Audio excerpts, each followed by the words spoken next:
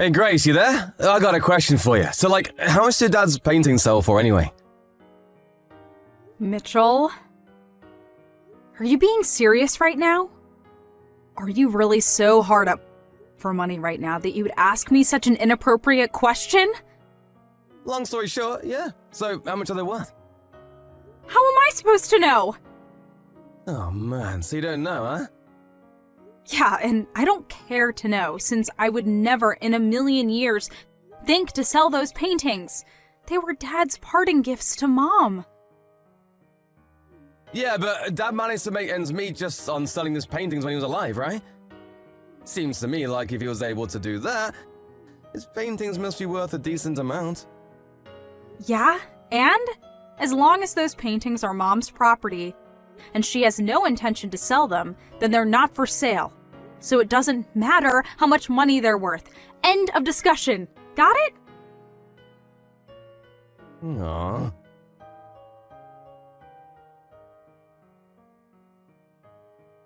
Hey Mom, how are you doing?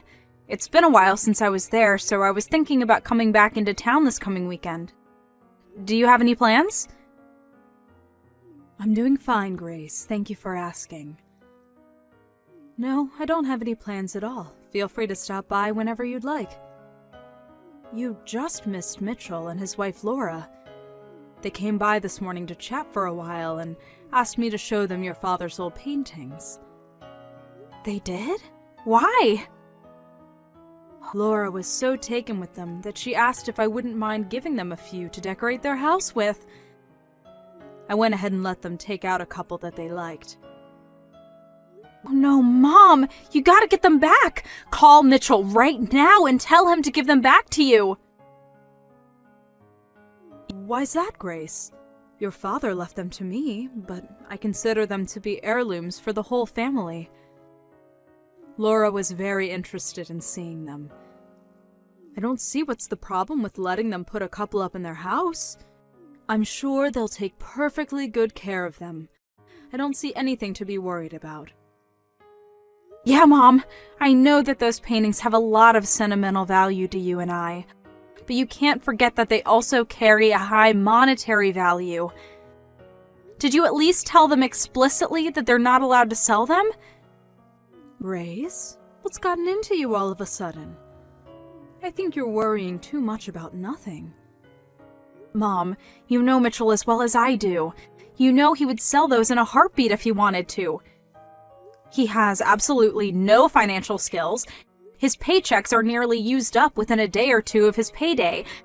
And just yesterday, he sent me a bunch of messages asking me to tell him how much Dad's paintings are worth.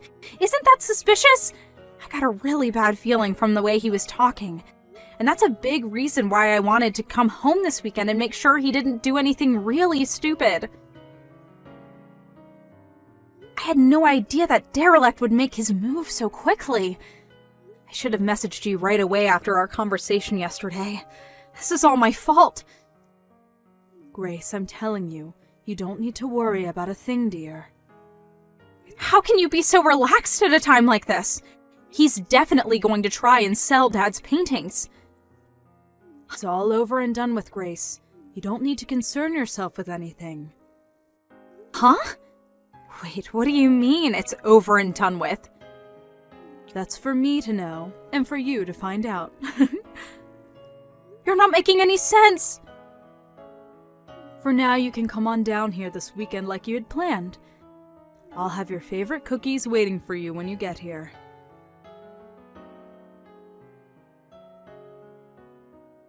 Mom, this is bad! I just got to Dad's studio, you know, the one where he stored all his paintings. Oh my, Grace, you're here already? You're much earlier than I expected. And you've caught me off guard, too. I was just about to head out to the store to buy the ingredients for your cookies. Mom, listen! The door to Dad's studio was unlocked when I got here. And when I looked inside, the whole place had been cleared out. Every single one of Dad's paintings is gone. Really? I thought this was too much for even them, but I checked the security camera footage and sure enough, Mitchell and Laura were here last night, and they stuffed all of Dad's paintings into their car. Do you still have the key to Dad's study? Do you think they might have managed to make a copy of it? We've got to move fast, Mom. If we wait any longer, Mitchell's gonna sell every last one of them. We can't let them get away with this. Do you have any idea where they might have taken them? Grace, please calm down for a moment. Why can't you just explain what's going on, Mom?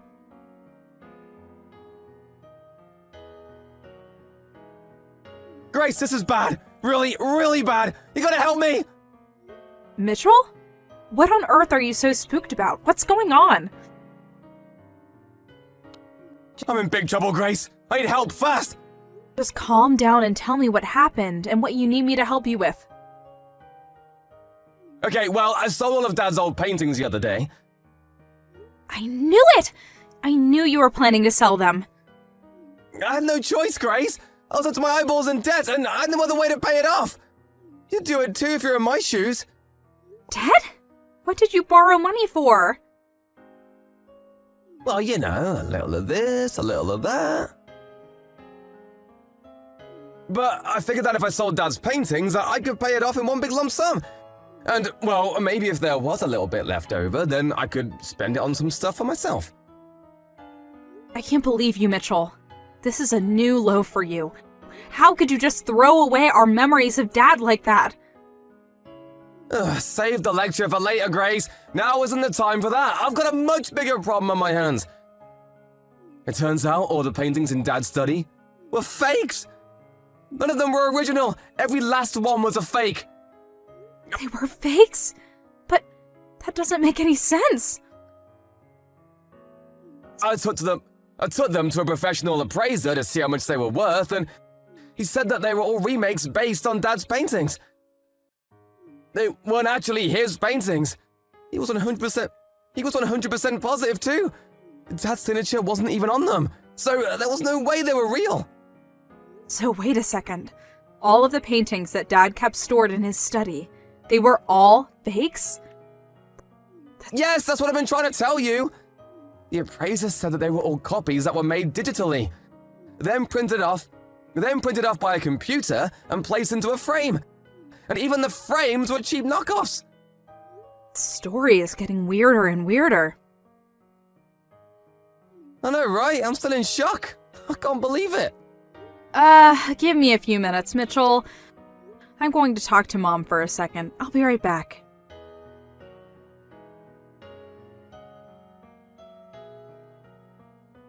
Hey, Mom, where are you right now? Oh, hello, Grace. I'm at the art museum. There's an exhibit going on with pieces from an acquaintance of mine. An exhibit? Yes, for an artist who was classmates with your father back in art school. I'd met them a couple times over the years as well, so they were kind enough to send me an invitation. But, oh, okay, well, that's nice. But I have something completely unrelated that I need to talk to you about. And it's urgent. Do you have a minute? But of course! How can I help you, dear?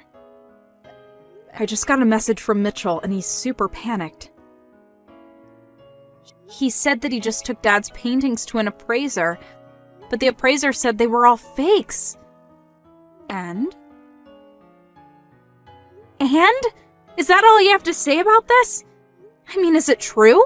There's always a possibility that he's lying and that he kept the originals, made the fakes by himself, and took them to the appraiser to cover his tracks. But I don't think Mitchell is that smart. So I guess I have no choice but to take him at his word. That the paintings he took from Dad's studio were legitimately fakes, and he's just surprised as I was. He also said that the appraiser told him that the paintings he had were all digitally drawn copies of the original that were painted off by a computer and placed into frames. Yes, that all sounds right to me. So, and this is just a guess here, but the fake copies that Mitchell and Laura took from Dad's studio, you made them, didn't you? And the painting that you said you gave them yourself a few days earlier, that was another one of your drawings, right? You're a clever girl, Grace. Well, it seemed like a logical conclusion. I knew that you worked as a background illustrator for an advertising firm back in the day, and I thought you had said something about using drawing software with a computer rather than a pen and paper. So, since neither I or Mitchell have any artistic talent whatsoever, the only other person who had both access to Dad's studio and had an art background was you, Mom. You figured that out all by yourself? Truly impressive, dear. Okay, now that that's out of the way, the last remaining question is, why did you do all that? To be honest, I felt that this would be the only possible way to teach that boy a lesson that would set him straight. Go on. It's been a hobby of mine for the last several years to take your father's paintings and do my best to recreate them digitally. Once I felt like I was getting better at copying them, I started printing them out onto full-size paper and placing them into frames to compare them side by side with the real ones. Then, the other day, your brother Mitchell came by, saw one of my most recent copies, and apparently couldn't tell the difference between it and the real one. Oh, is that the one you gave him? The one you messaged me about? Yes, that's the one. They were raving about how beautiful it was and complimenting your father's artistic ability. They seemed so convinced that it was the real thing that I just didn't have the heart to tell them otherwise. They must have taken my key to the studio and copied it when I was packing the frame into the box for safe transportation. And then, the day you came back into town, they waited until I had left the house to go into your father's studio and take all the paintings they thought were real. After that, they went down to the appraiser's place to have them looked at, and the rest is history. By the way, the appraiser they went to also happens to be a friend of your father's, and he called me after Mitchell and Laura left his office to tell me that they had brought my drawings to his store. Wow, you knew the appraiser? I guess that makes sense. It's not a very big art community around here. Yes, your father was quite the popular artist. I'd be surprised if there were any appraisers he wasn't friends with. Your father was quite a shrewd man as well. He foresaw the possibility that Mitchell would try to sell his paintings, and made preparations to cut him off at the pass. He sent out messages through his colossal network of connections in the art world, and made sure that any time any person tried to sell one of his paintings, that they would contact me immediately. Looks like his plan was a resounding success. Yeah, that explains why the appraiser called you. I was wondering about that. Indeed. Mitchell and Laura were still at his office when he called, so I had him tell them that the appraisal would take some more time and send them back home. Then, just today, I had him call Mitchell back and tell him the news, that he couldn't buy the paintings from them because they were fake. My guess is that Mitchell messaged you after getting off the phone with the appraiser. You said he sounded panicked. Wow! I'm really impressed. I never would have thought both you and Dad had planned for such an occasion as this. Oh, and by the way, don't worry about my paintings. The appraiser had them all returned to your father's art studio. And as for the originals, I've had them stored in a much more secure location for years now, so you don't have a thing to worry about, Grace. They're completely 100% safe. Okay, well, that does make me feel a lot better. But that still leaves the issue of Mitchell and Laura's debt. He told me that he was in debt up to his eyeballs and was planning to sell Dad's paintings in order to pay it all off.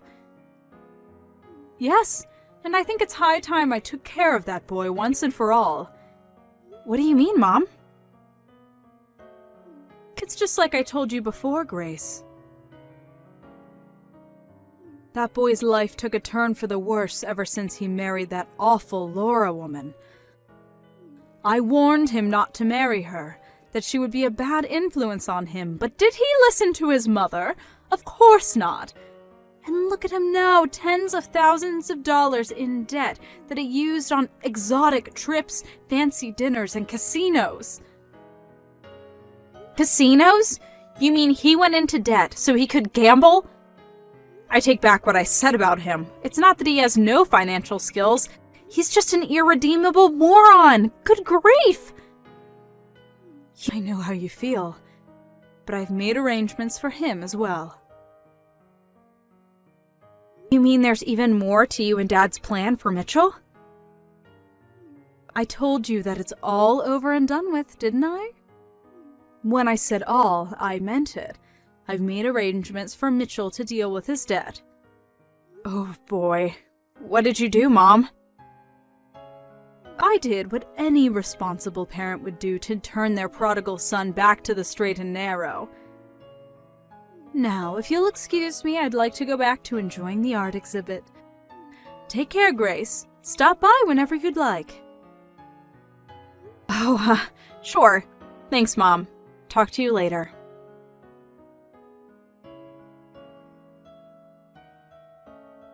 Grace, you gotta help me! What is it this time? This is bad, really bad, like super bad, I mean it. Okay, I'll bite. What is super bad, Mitchell? Brackwater! Brackwater? A black panel van just pulled up in front of our house and a bunch of guys with ski masks jumped out. They're saying they're with the Brackwater Company. Oh, they're the military contractor that Mom's cousin worked for a few years ago, right? That actually makes perfect sense. Now I know what Mom meant when she said she had made arrangements for you. Wait, what do you know about this, Grace? Tell me, please, and fast! They're a military contractor that operates in a lot of foreign countries that are in various states of civil unrest. And it seems like they've found their two newest recruits. Recruits? I didn't sign up for anything. Well, I have good news and bad news. The good news is it looks like Mom found you a job where you can work up all the debt you built up. The bad news is you might not be alive long enough to enjoy the debt-free life you've been dreaming of. You mean I might die? This can't be happening. Grace, you have to do something, help me! You think I'm gonna put myself on the line against Brackwater? Sorry, but I have better things to do than go up against a mercenary group like them. Didn't you watch the news? Every time someone tries to blow the whistle about their activities, they end up dying in strange circumstances. Grace, you can't let them take me, can you? Actually, I can. And I will. Grace! No!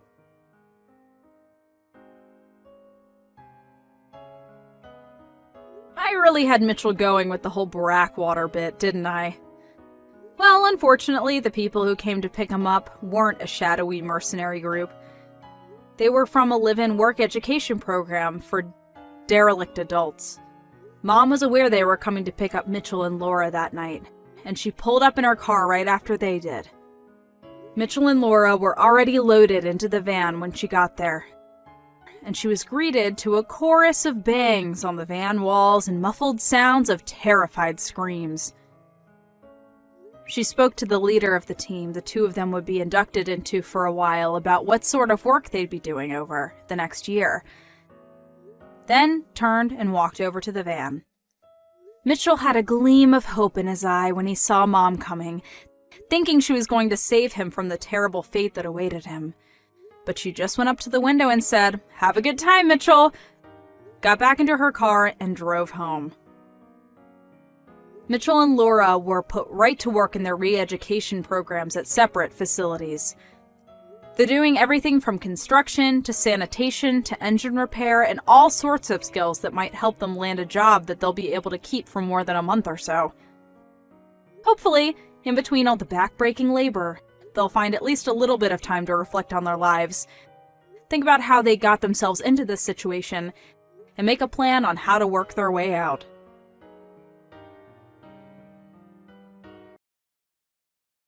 Hey, Emily, pick up, would you? Are you out of your mind? What the hell did you do? What are you talking about? Aren't you at your mom's place yet? You just got here a little while ago. What's up? Why are you so upset? Don't give me that. I know all about it, Emily. That $1,500 you send to Mom every month? She tells me that's for paying off your own debts. Is that true? Huh? I really have no idea what you're talking about. You deduct $1,500 from my monthly salary and send it to her to help her out. I asked you to do that for me, right? Yeah, that's right. She tells me that you're not sending her a dime. That you're using that $1,500 to pay off your own debt. How could you, Emily? I trusted you. Oh, wait a second. Can you back up a bit? I was shocked that you even had some debt, but using the money that's supposed to be set aside for Mom being used to pay off your debts, that is what's so unforgivable. Listen up, Emily. I want you to deposit all that money that you swindled from my mom, every last penny. You got that? What's the amount she's demanding? $1,800. You've been taking advantage of her for a year now. $1,500 per month multiplied by 12 equals $18,000. I want that money deposited today, Emily. She's in the kitchen right this minute crying her eyes out. She says she can't survive on her measly Social Security check. Oh, really? I didn't realize she was getting Social Security. What are you blabbing about? I said I didn't know she was getting retirement benefits. Of course, why wouldn't she? She's over 65 and is entitled to receive federal benefits. Oh, I didn't know that. I'm not texting you to talk about her social benefit program. This is about her monthly support that you were supposed to be sending her. For your information, I've been depositing $1,500 at the end of every month. I've never missed a payment. And about this debt she says I have no financial obligations, at least that I know of. But Mom just said... Let's just stop you right there, Mark. I mean, stop and think for a second. As you know, I work full-time at the office. And in addition to that, I do freelance stuff at home, which brings in $1,500 to $2,000 a month. Which means I bring in a total of $4,000 or more every month. Do I really have to go into debt?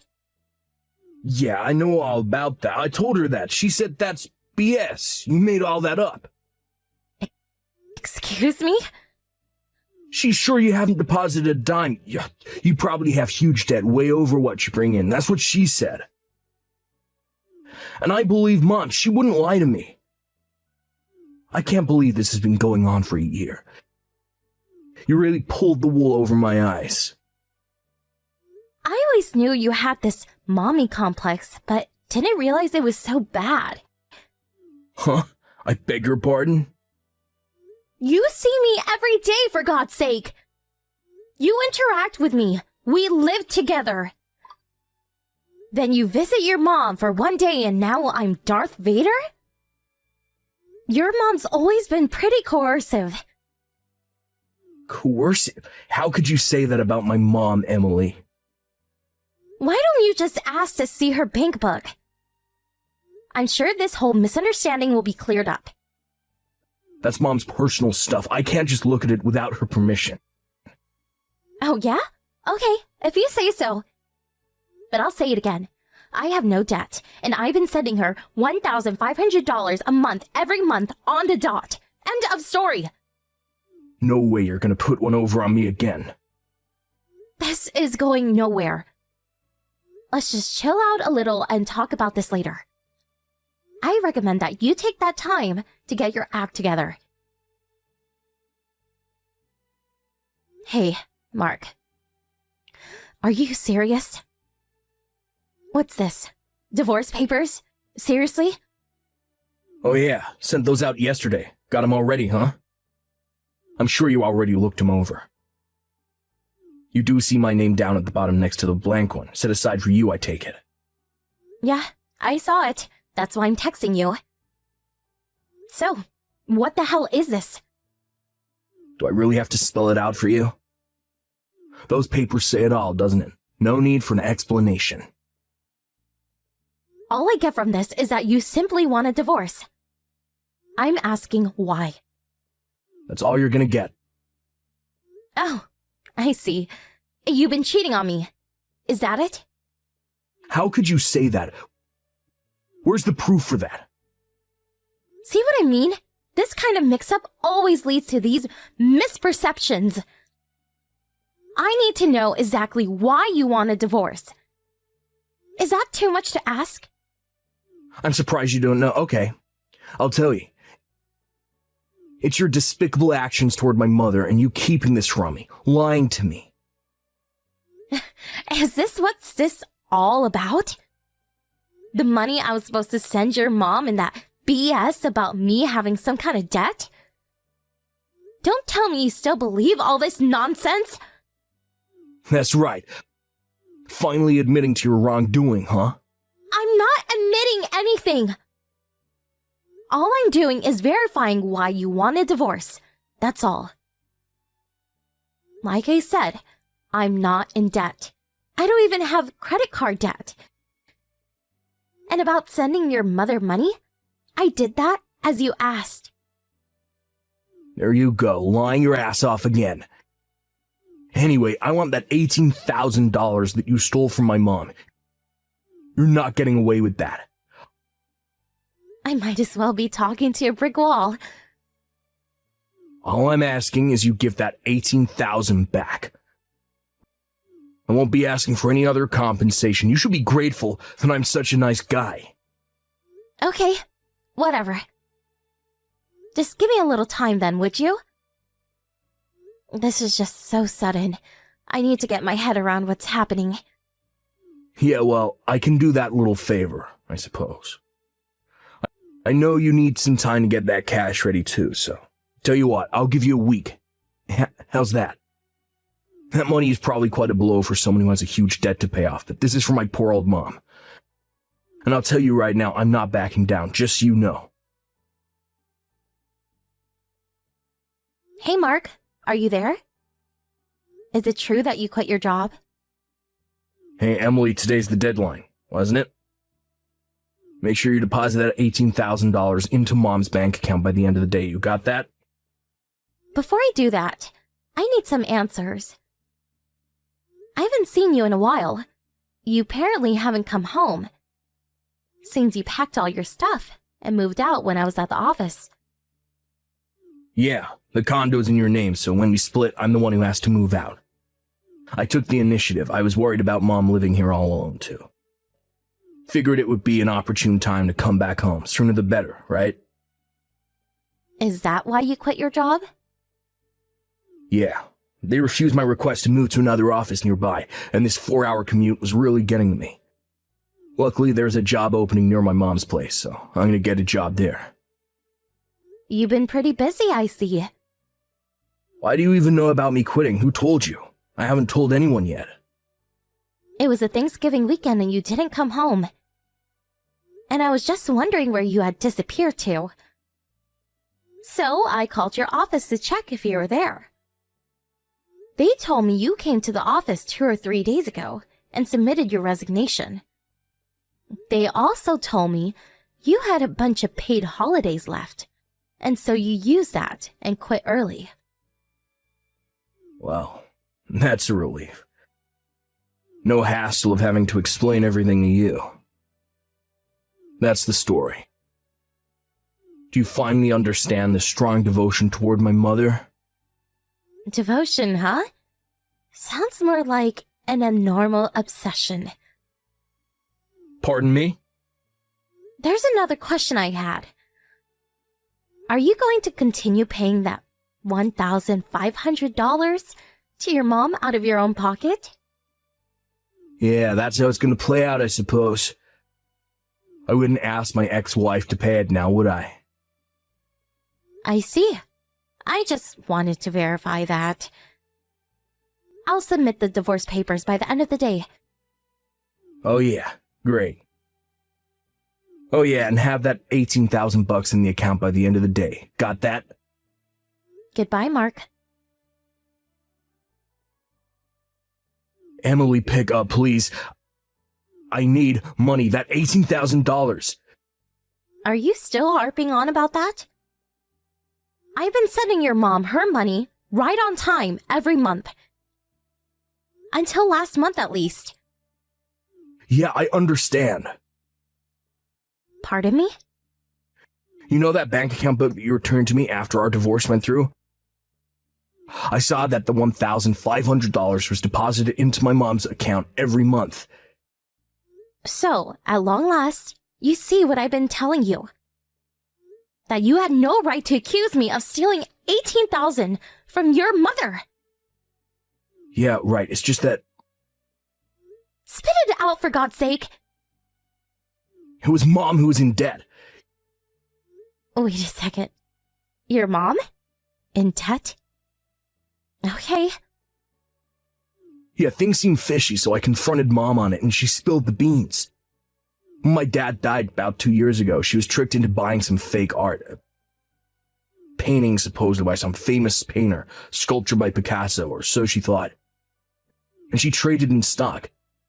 In a mere 6 months, she ended up spending $50,000 and even accumulated a considerable debt. Wow, seriously? $50,000? Now that I think of it, Mom has always been over-trusting, gullible. When Dad was around, he acted as a barrier, prevented her from being hoodwinked, but with him gone. Now that I think of it, it was about a year ago that she started hounding me about not having enough to live on.